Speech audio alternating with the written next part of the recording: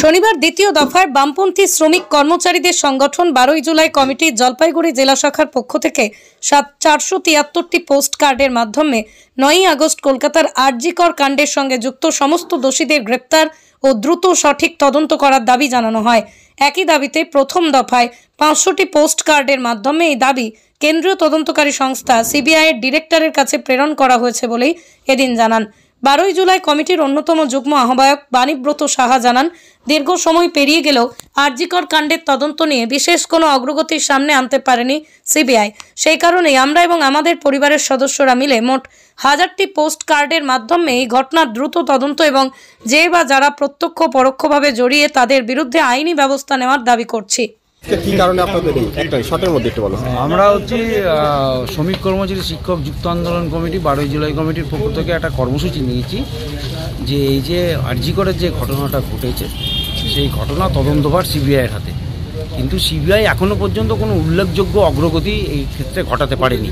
একটা প্রাতিষ্ঠানিক খুন, সেক্ষেত্রে সিবিআইয়ের যে ভূমিকা থাকা প্রয়োজন আমাদের কোথাও মনে হচ্ছে সেই ভূমিকা সিবিআই প্রতিপালন করছে না। তাই আমরা আমাদের পরিবার পরিজন আমাদের সদস্যরা আমরা সিবিআই অধিকর্তার কাছে পোস্টকার্ডের মধ্যে দিয়ে একটা আবেদন জানাচ্ছি যে তদন্ত যাতে দ্রুততার সঙ্গে সম্পন্ন করা হয় এবং প্রত্যক্ষ পরোক্ষভাবে যুক্ত তাদের প্রত্যেকের বিরুদ্ধে যাতে ব্যবস্থা গ্রহণ করা হয় সেই দাবি নিয়েই আমরা সিবিআই অধিকর্তার কাছে পোস্টকার্ড প্রেরণ করছি। আমরা ইতিমধ্যেই 500 পোস্টকার্ড সিবিআইয়ের কাছে প্রেরণ করেছি। আজকে আমরা 473টা পোস্টকার্ড আমরা প্রেরণ করছি। আমাদের আর 17টা পোস্টকার্ড পেন্ডিং থাকছে, এটা আমরা রুরাল এরিয়ায় দিয়েছি, সেখান থেকে এখনও আসেনি। সেই 17টা পোস্টকার্ড এসে গেলে সেটাও আমরা ড্রপ করে দেবো। মোট 1000 আমরা সদস্য পরিবার পরিজন মিলে 1000 পোস্টকার্ড আমরা সিবিআই অধিকর্তার কাছে পাঠাচ্ছি। কি নাম আপনার? আমার নাম বাণীব্রত সাহা, আমি জেলা 12 জুলাই কমিটির অন্যতম যুগ্ম আহ্বায়ক।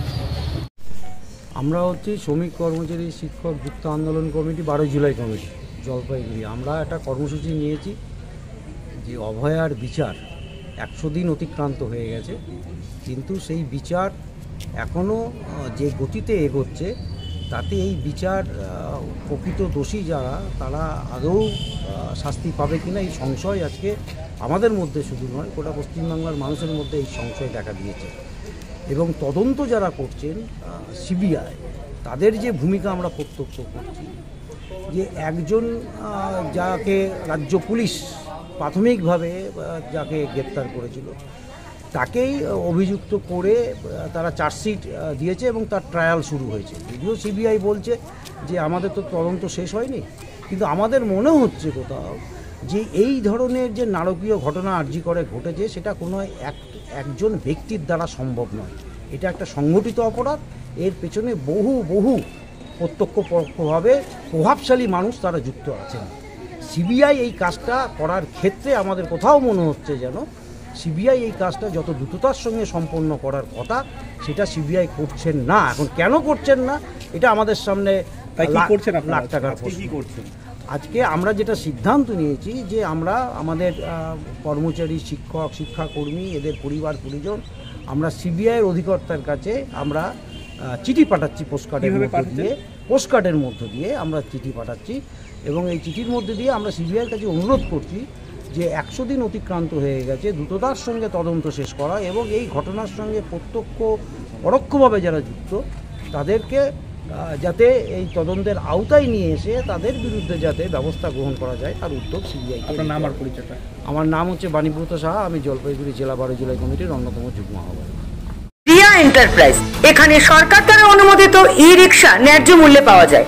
এখানে আপনারা পেয়ে যাবেন ইন্ডিয়ান ই রিক্সা, মজবুত বডি, দুর্দান্ত মাইলেজ, সাথে থাকছে একাধিক সুবিধা, সেই সাথে থাকছে ফাইন্যান্সের সুব্যবস্থা। অল্প ডাউন পেমেন্ট করে আপনি পেয়ে যেতে পারেন এই রিক্সা। তবে আর দেরি কিসের, আজই চলে আসুন। আমাদের ঠিকানা রিয়া এন্টারপ্রাইজ, আদর্শনগর, ফালাকাটা রোড, ধূপগুড়ি, জলপাইগুড়ি। আমাদের ফোন নম্বর 9564837601 এবং 6294607196।